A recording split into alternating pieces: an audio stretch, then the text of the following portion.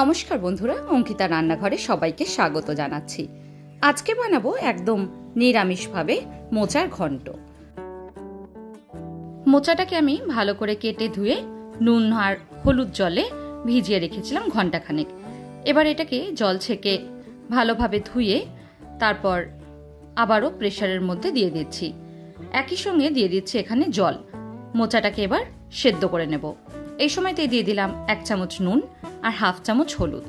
এবার ভালোভাবে একবার মিশিয়ে নেব। তারপর মোচাটাকে 2 থেকে 3টে সিটি মেরে নেব।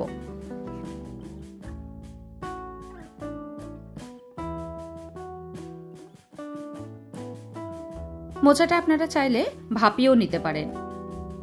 প্রেসারে করলে খুব তাড়াতাড়ি হয়ে যায়, তাই আমি প্রেসারেই দেওয়া পছন্দ করি। অন্যদিকে একটা কড়াইতে সর্ষের তেল গরম করে নিচ্ছি। তেলটা গরম হয়ে গেলে তার মধ্যে ফোড়নে দিয়ে দেব জিরে, শুকনো লঙ্কা আর তারই সঙ্গে তেজপাতা। ফোড়নটাকে এবার খুব ভালো করে নেড়েচেড়ে ভেজে নেব কিছু সেকেন্ডের জন্য। ফোড়ন থেকে সুন্দর গন্ধ বেরোতে শুরু করলে দিয়ে দিচ্ছি এবার ছোট করে কেটে নেওয়া আলুর টুকরোগুলো।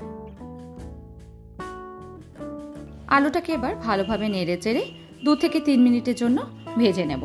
খুব বেশি লাল করার প্রয়োজন নেই। হালকা যখন রং ধরতে শুরু করবে তখন এখানে দিয়ে দেব নুন। আবারও ভালো করে একবার মিশিয়ে আরও 1 মিনিটের মতন ভেজে নেব।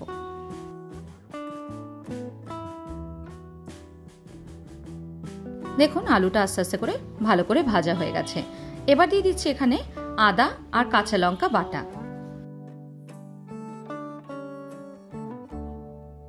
এখানে আমি 1 ইঞ্চি আদার ব্যবহার করেছি আর তারই সঙ্গে 4টে কাঁচা লঙ্কা। খুব ভালো করে এবার মশলাটাকে কষাবো যতক্ষণ না কাঁচা গন্ধটা চলে যায়। 5 মিনিটের মতন ভালো করে মশলাটা কষিয়ে নিয়েছি। এবার দিয়ে দিচ্ছি গুঁড়ো মশলা। এখানে দিচ্ছি 1 চামচ হলুদ, হাফ চামচ জিরের গুঁড়ো আর হাফ চামচ লাল লঙ্কার গুঁড়ো। লাল লঙ্কার গুঁড়োটা একেবারে অপশনাল, আপনারা যদি না পছন্দ করেন না দিলেও কোনো অসুবিধা নেই।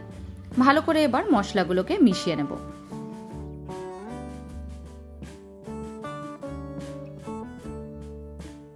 মশলা ভাজার সময় যদি মনে হয় লেগে যাচ্ছে তাহলে আপনারা অবশ্যই জল ব্যবহার করতে পারেন।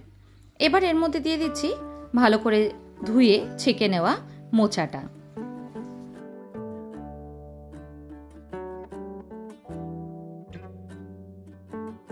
মোচাটাকে খুব ভালো করে এবার মশলার সাথে কষাতে হবে। মোটামুটি 10 থেকে 15 মিনিট এইভাবে উল্টে পাল্টে নেড়ে চেড়ে মশলাটাকে কষাবো মোচার সাথে। মোচাটা খুব ভালো করে মজে গেছে। এবার দিয়ে দিচ্ছি এখানে গরম মশলার গুঁড়ো। হাফ চামচ গরম মশলা এখানে ব্যবহার করলাম। খুব ভালো করে একবার মিশিয়ে নেব।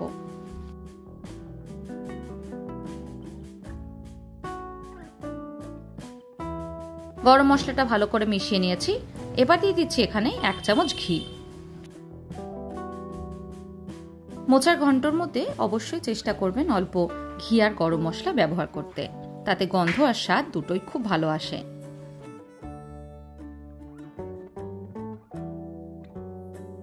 নেড়ে চেড়ে আরো 5 মিনিটের মতন মোচাটাকে মজতে দেব।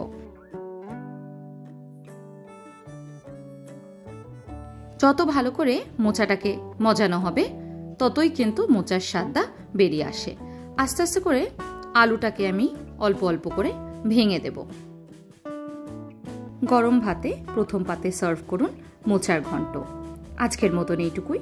আবার দেখা হবে অন্য কোনো দিন অন্য কোনো রেসিপি নিয়ে। ভালো থাকবেন, সুস্থ থাকবেন। ধন্যবাদ।